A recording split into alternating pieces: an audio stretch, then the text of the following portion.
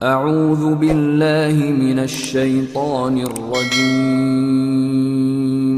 بسم اللہ الرحمن الرحیم اعوذ باللہ من الشیطان الرجیم بسم اللہ الرحمن الرحیم وَإِن كُنتُمْ جُنُبًا فَاطَّهَّرُوا۔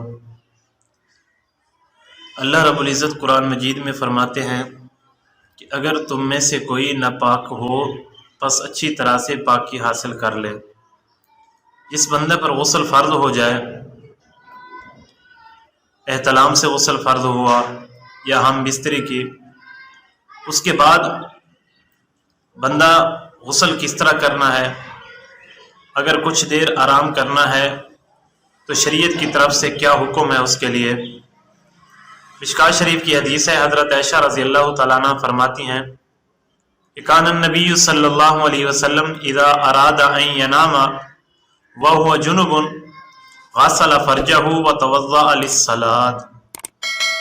حضرت عائشہ فرماتی ہیں کہ آپ صلی اللہ علیہ وسلم جب جنابت کی حالت میں ہوتے اور آپ صلی اللہ علیہ وسلم آرام کا ارادہ کرتے، آپ صلی اللہ علیہ وسلم اپنے فرج کو دھوتے اور اس کے بعد نماز والا وضو کر لیتے۔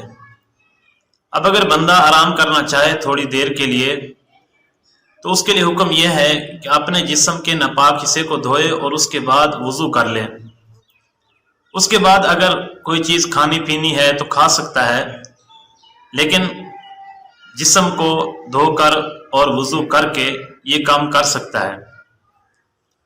لیکن یاد رکھیے کہ بندہ اگر اتنی دیر آرام کرے، اتنی دیر سویا رہے کہ ایک نماز کا وقت گزر جائے، پھر بندہ گناہگار ہوگا۔ غسل میں اتنی تاخیر نہیں کرنی چاہیے، کیونکہ جب ناپاک آدمی سویا رہے، ایک تو یہ ہے کہ نماز قضا ہو گئی، دوسری بات یہ ہے کہ برکات ختم ہو جاتی ہیں جب گھر میں ناپاک بندہ ہو۔ اور اگر غسل کرنا ہے تو اس کے لیے طریقہ کیا ہے؟ سب سے پہلے اپنے ہاتھوں کو دھوئے، اس کے بعد استنجا کرے۔ اچھی طرح سے استنجا کرنے کے بعد جسم کے جس حصے پر نجاست لگی ہوئی ہے وہ حصہ دھوئے، اس کے بعد وضو کرے۔ وضو بھی اچھی طرح سے کرنا ہے، استنجا بھی اچھی طرح سے کرنا ہے۔ کہیں ایسا نہ ہو کہ آپ کو استنجا کرنے کے بعد پھر پیشاب کے قطرے نکلیں، تو اس سے یہ ہوگا کہ آپ کا استنجا صحیح نہیں ہوگا۔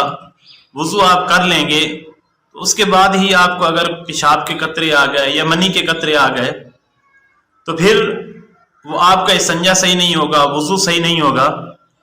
پھر ہم یہی صورتیں پیش آتی ہیں کہ کبھی ہم سوچتے ہیں کہ یار قرآن مجید کہتا ہے ان الصلاۃ تنہی عن الفحشاء والمنکر، نماز بے حیائی اور برے کام سے روکتی ہے۔ ہم نماز تو پڑھتے ہیں، غیبت کرتے ہیں، جھوٹ بولتے ہیں، بد نظری کرتے ہیں۔ اس کی کیا وجہ ہے؟ اس کی یہی وجہ ہے کہ ہماری نماز ابھی تک وہ نہیں بنی جو ہمیں برائی سے روکے۔ تو اس لیے وضو کرنا ہے تو اچھے طریقے سے کرنا ہے، اور استنجا کرنا ہے تو تھوڑی دیر بیٹھ جانا ہے، یا استنجا کرنے کے بعد تھوڑی دیر آپ وقفہ کر لیں، اس کے بعد وضو کریں۔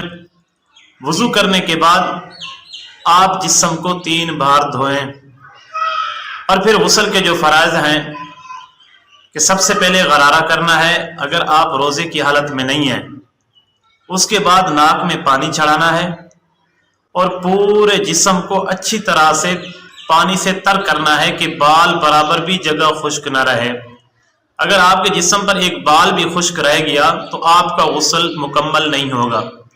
جس جگہ پر اب آپ غسل کر رہے ہیں اگر وہاں ایسی جگہ ہے کہ پانی جمع ہوتا ہے تو آپ غسل کرنے کے بعد ایک طرف ہٹ کر اونچی جگہ پہ آپ ٹانگوں کو دوبارہ دھوئیں۔